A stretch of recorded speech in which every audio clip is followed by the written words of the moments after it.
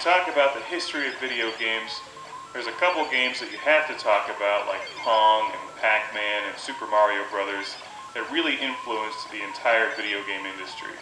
And Xevious is one of those titles. Xevious influenced the vertical shooting game genre more than any other game, and is, in my opinion, one of the best video games ever made. And incredibly challenging, frustrating, and enjoyable all at the same time. This game was released in 1982 and has fortunately seen a comeback on Xbox Live.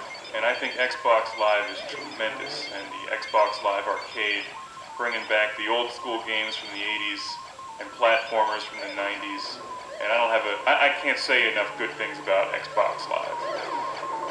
Not only does it bring back these great old school games, but it brings them back in high definition. You can play them through your HDMI cable into an HD TV, and it's just tremendous. Xevious is presented in its original native aspect ratio as you would have played it in the arcade, which is like a television laid on its side. It probably looks very familiar to those of you who have played games like Raiden, and there's so many games in this genre now. As a general rule, I think they're more popular in Japan than they are over here in the States, and I think that's unfortunate, because I personally like this genre a great deal. It's challenging, it's fun. As you know on this show, I love being the lone, daring starfighter against countless enemies, impossible odds, on a questionable, vague mission that usually doesn't matter anyway, because what's the point of this game is to get through it, to have fun, to rack up points, and to shoot things and watch them blow up. Xevious came out in the arcade in 1982 and has since been seen on game systems like the Atari 7800 and the NES. And in fact, the original Classic Game Room series, we reviewed the Atari 7800 version and a version for the PlayStation, which they remade. As you can see from the screen, you have two different weapon options. And that's one of the things that makes Xevious unique. But for starters here, you have your lasers, your twin cannons, I think they're lasers, maybe they call them something else, and your bombs. So you have to shoot your enemies in the air, and also bomb the enemies on the ground. And they're all shooting at you from different directions, and it's very challenging. What makes this game decidedly different from Raiden 3, for instance, which is one I recently reviewed, is that you can't power up your weapons to have this arsenal that fills the entire screen with your weaponry. You're basically limited to the two weapons that you start with.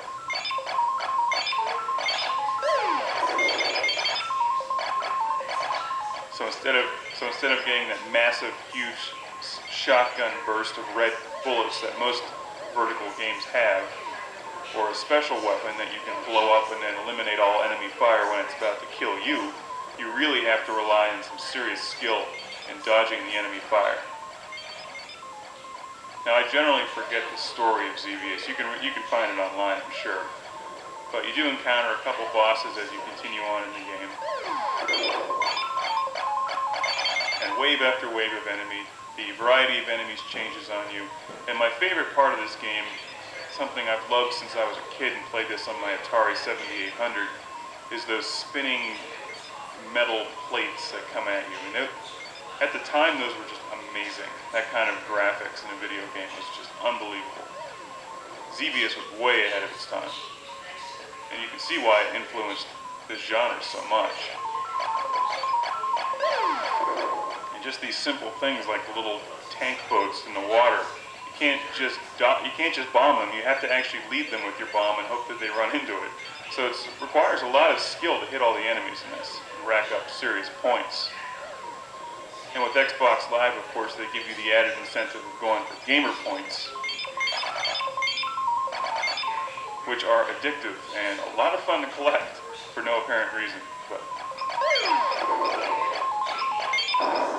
the other great thing about Xbox Live, of course, is you can see how your score ranks up against everybody else and friends of yours. What's really incredible about Xevious is that this game came out in '82, and it really doesn't look any different than newer games today. Maybe it's slightly different, but I mean, there's only so much you can really do with a two-dimensional vertical scrolling game before it starts getting ridiculous. And I'm not a big fan of adding in all those three-dimensional polygons and crap floating all over the screen. I think keeping it simple like this is the way to go. And that's why I like Xevious so much in games like Raiden 3. Now, I'm generally not a huge fan of using the Xbox 360 controller on this game. It's definitely challenging. I prefer the arcade-style joystick and buttons, but you know, what are you going to do when you just don't have a stand-up Xevious arcade machine in your basement? Xbox Live is about the best thing you can have. So it does require some skill to hammer away at the button, and also remember to bomb your enemies at a precise time. This is not a game where you can just hold down the fire button. It does give you an option to do a manual shot where you just fire at the rate that I'm firing at now, and also I use my other trigger to hold down the auto fire. So if a wave of enemies comes at me, I hold down that trigger and it lets off a machine gun burst of shots. But you cannot just hold down a consistent auto fire for the entire game. And for whatever reason, the music, although it just repeats itself over and over again, it never gets old. And maybe that's just because Xevious is that awesome. Here are the metal plates. I mean, just look at those. 20 years ago, that was incredible. They're tough too. You have to dodge those things. You can't blow them up, so you have to dodge them. And then the enemy fire is coming at you, and then you get caught in between the enemy fire and the spinning metal plates, and it kills you. I love to see the resurgence in arcade titles on Xbox Live. And they don't cost much on Xbox Live. A game like this is only about $5, and it really has infinite replay value. Even if you went out to find this for your Atari 7800 or NES, it would still cost you at least $5 or $6 when you add in the shipping cost. Because you probably end up finding it on eBay, for instance. But with the Xbox Live, you just download it and it's no problem. Now, I'm by no means the greatest Xevious player in the world. In fact, I'd like to get a lot better at this game because it really is one of my favorite games and always has been. Just need to find the time to sit down and get back into it. One of my favorite game systems is the Atari 7800, and that's one that I grew up with and had when I was a kid. And Xevious was up there with Robotron 2084 as my favorite game on the Atari 7800. I played it for hours and hours and hours and hours. And I'm glad to see that there's still a lot of interest in Xevious today. If you like this genre, you've never played Xevious before, you owe it to yourself to pick this game up on Xbox Live or the 7800 or the NES, and you've got to play Xevious. If you're really hardcore, you can go out and buy a real stand-up coin-op Xevious machine like they would have had it in the arcades in the 80s, and you can put that in your living room, in your house.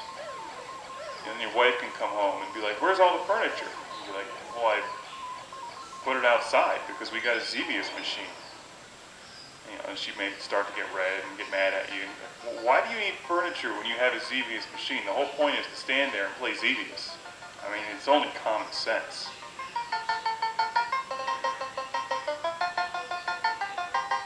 It's like replacing your dining room table with the cocktail version of Ms. Pac-Man. You can eat on that Ms. Pac-Man machine and play Ms. Pac-Man at the same time. Hell, it worked at Pizza Hut.